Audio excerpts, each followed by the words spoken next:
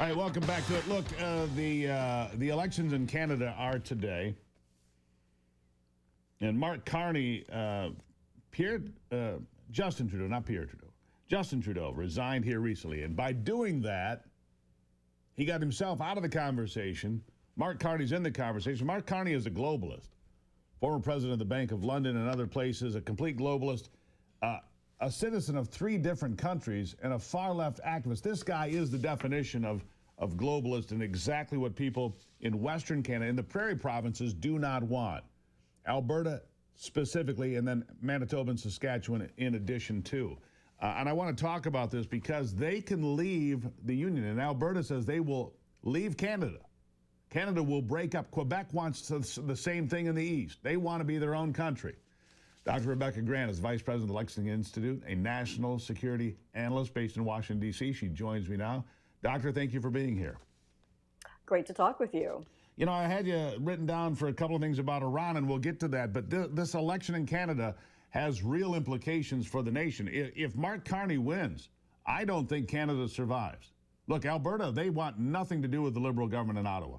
I mean, they are totally done, and they can hold a referendum, and they will do so almost immediately to leave the country. And I think they would petition to join the United States. That's what all the articles say. They would petition to join the United States. Manitoba, Saskatchewan would follow. What do you make of it? Oh, Canada. Well, you hit the nail on the head when you said that the Western provinces are really tired of the Liberal Party, and everyone thought that the Conservatives and Pierre Poilievre would be getting in really easily. But with the quick changes in politics, Carney's looking very strong. And there have long been systemic issues out where the Western provinces, you know, they have all the oil and the ability to stand on their own. What they do in the end, I don't know. But I think right now we're seeing a lot of politicking. I wouldn't be too surprised to see a referendum. But, you know, to get it done, actually, Canada's head of state is King Charles of Great Britain. It would have to go through him in the end. And I wonder how that would affect the U.S. and Canada in the long run. Well, how would it affect the world and the balance of the world, Doctor? I mean, Canada is one of the Five Eyes. It's part of, you know, part of the NATO coalition, part of, you know, this Western alliance, all of it. If Canada breaks up, look, Quebec has wanted independence. People in Quebec have wanted independence my entire life. They came close in the 1980s. Now we're back. And if Alberta says we're out, Manitoba and Saskatchewan will follow them. And think about the damage it would do to the Democrat Party in this country if they did petition to become part of the United States and were accepted.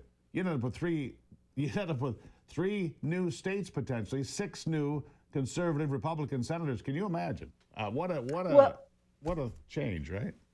And I wonder, because the maritime provinces of New Brunswick, Nova Scotia, PEI, Prince Edward Island, of course, Newfoundland, they are also very close to the United States. So I wonder if it might not be Quebec ending up on their own. Who knows? I got to point out, though, of course, Canada is really important to our defense with the North American Air Defense Command. They're a huge defense partner. And when we think about Golden Dome and other missile defense projects that Trump has underway, Canada has to be a part of that. Just grab the globe and look down and you see how important Greenland and, of course, Canada are. They really are the northern buffer against Russia and China and so many others. So we need to keep that super close defense cooperation with the Canadian territories for sure.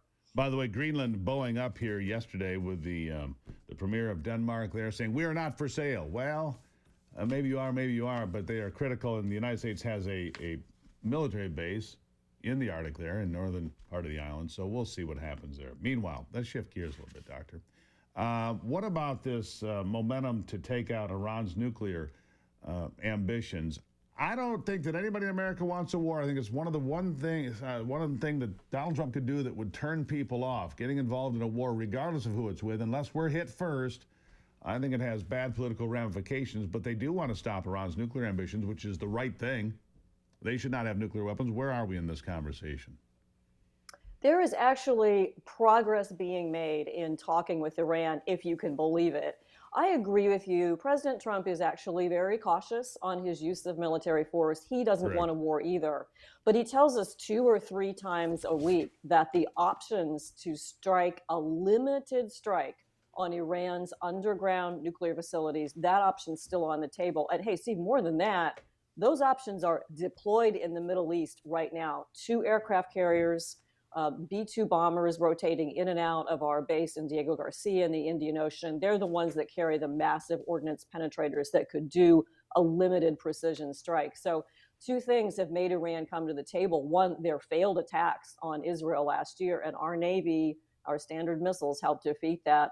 Also now our U.S. military pressure that is attacking the Houthis, yes, but also showing Iran that those options to strike, I mean, they could go any minute. They are ready now. And that military pressure has caused Iran's president and foreign minister to say to the Ayatollah, hey, we got to talk. And so we've had 3 rounds of talks, and they are making some progress. I've had people on this program recently who say that Iran is at its weakest point since the revolution in 1979. Would you agree with that?